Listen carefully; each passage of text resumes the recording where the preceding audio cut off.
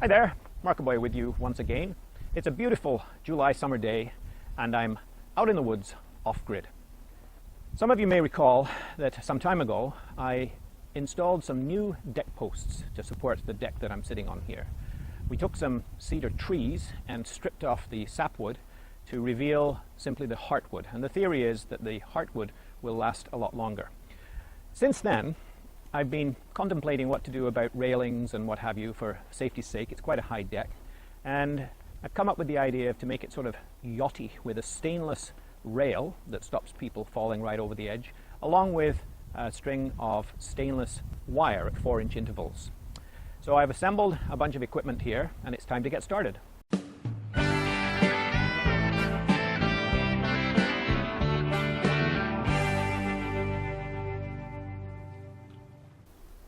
It's taken me quite a few days to assemble the parts and fabricate some of the parts for this railing. Stainless steel can get extremely expensive, so I decided to cut costs by fabricating some flanges. So the stainless steel flanges, to get anything decent, looking at about upwards of $22 plus tax for something similar to this. And I managed to fabricate these. The pipe is welded to the plate, heavy wall pipe. I've got a set screw installed to retain the railing. There's 4 holes drilled in the back plate to mount the flange. And these cost me, in round figures, it cost me a lot of time and half the price for something that will do the job just as well. There's various bits and pieces to clamp the ends of the wire to the posts. That'll come later. First I'm going to install the railing. The railing is a heavy wall, semi-polished stainless tube.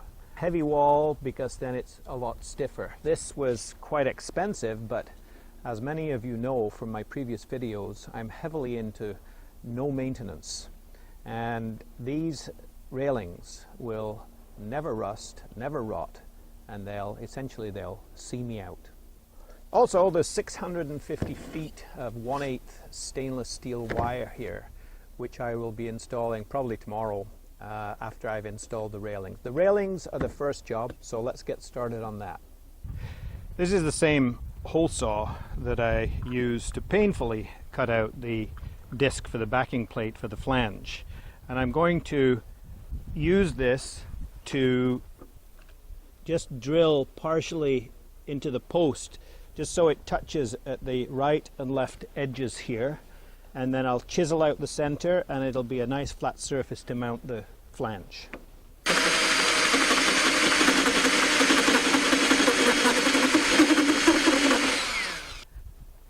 Now just take the chisel to flatten out what will be the base for the flange. Cedar's so nice and soft, it's so easy to work with. There, that's about as good as it gets. We'll just do it. And the set screw goes to the bottom. Flange sits in there like that. Lines up with the other one. Okay, 83.5 inches plus an allowance for inserting the pipe into each flange, which we've calculated out. And now we can cut the pipe to length.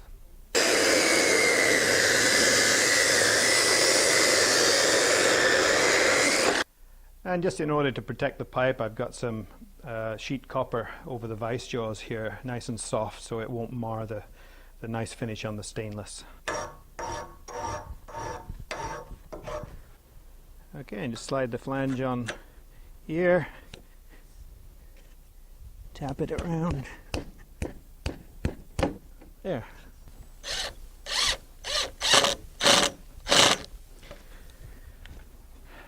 There, that's the first railing in. Nice and secure, much better than previously. It won't rot, it won't deteriorate, no maintenance. Rinse and repeat 9 more times till the job's done.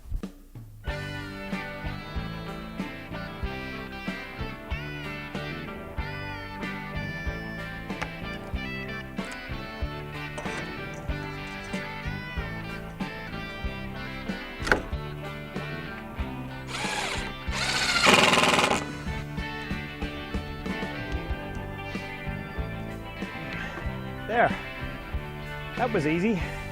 Now onto the hard part, installing the wire.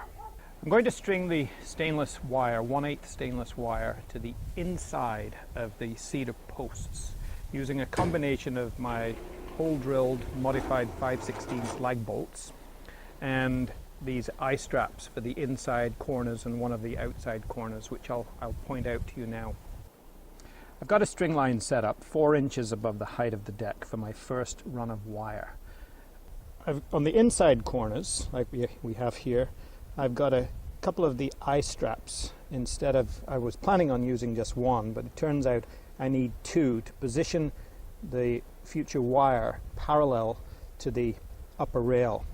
On the one outside corner, I've just got the one eye strap, which is, these are a little bit bigger than I had planned, but that's all the chandlery had available at the time I went in to buy them. Now, of course, the wire may dig into the wood that it wraps around here. So what I think I will be doing when I'm back in town, I'll take some 1/4 inch copper pipe, slice it up the middle, bend it around here so that the wire doesn't dig into the soft cedar too much. So using the layout line as a guide, I've got the place marked now where I'm going to drill a pilot hole for the 5/16 lag bolt.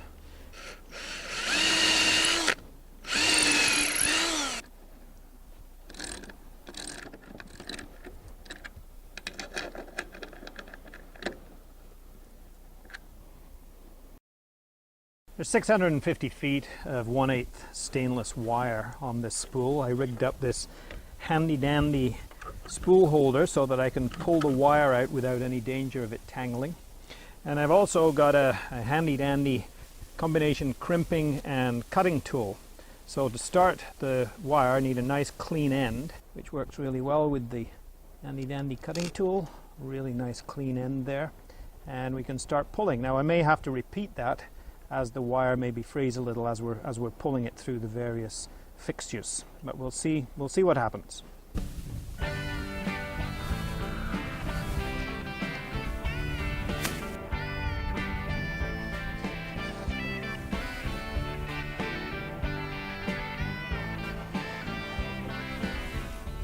So here we are at the other end of the run. Need to install a thimble on this end of the wire, a thimble on the other end of the wire, and I'm going to put a lag bolt through this end of the adjustment, and then we can hook it all up and tighten it up. This is the turnbuckle, which is used as the tensioning device for the wire, and this is a thimble. This is a copper ferrule. The copper ferrule and the thimble are used in combination to terminate the end of the cable. And once the copper ferrule is swaged onto the wire, that's never going to give up.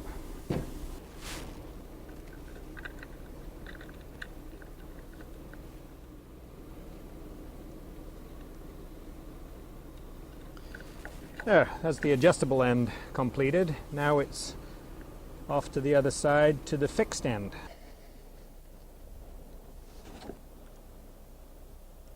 A little bit of extra tension with a hook and a crowbar for leverage, just to sort of pre-tension the wire. Hopefully I can get the hook out once I've got the lag bolt started here. Okay, we'll back off on the tension. See if I can get the hook out. Oh, no problem. Comes out right away. There, nice and tidy. I'll put a little piece of tape around here just to, it'll fray eventually, so we'll suppress that tendency with a piece of butyl tape. But there's a nice amount of pre-tension on there, and we'll go to the other end and wind on the turnbuckle just to get it nice and doing. Because I put lots of pre-tension on the wire, there's still lots of adjustment left on the turnbuckles, and it's very easy to just adjust the tension as necessary. I'm sure they will relax over time and seasonally and what have you, but there's lots of adjustment left there to keep the wire nice and tight. I have 3 wires strung so far, and at the moment I've run out of hardware. I used a little bit more of the eye loops than I'd anticipated on the inside corners just to keep everything straight. The pre-tensioning device worked well before we had to go to the turnbuckle, start winding in the turnbuckle. So there we have it for now. So that's it for now while I wait for more hardware to complete the project. Check back in part 2 where I finish running the lines, and I'll also demonstrate how I made some copper post caps to finish the job. Thanks again for watching. Thanks in particular to all my subscribers. Keep your questions, queries and comments coming. I love to hear from you all. And now, between videos, you can follow me on Instagram, at Markaboy on Instagram, to see what I'm up to day to day. So thanks for watching. See you next time.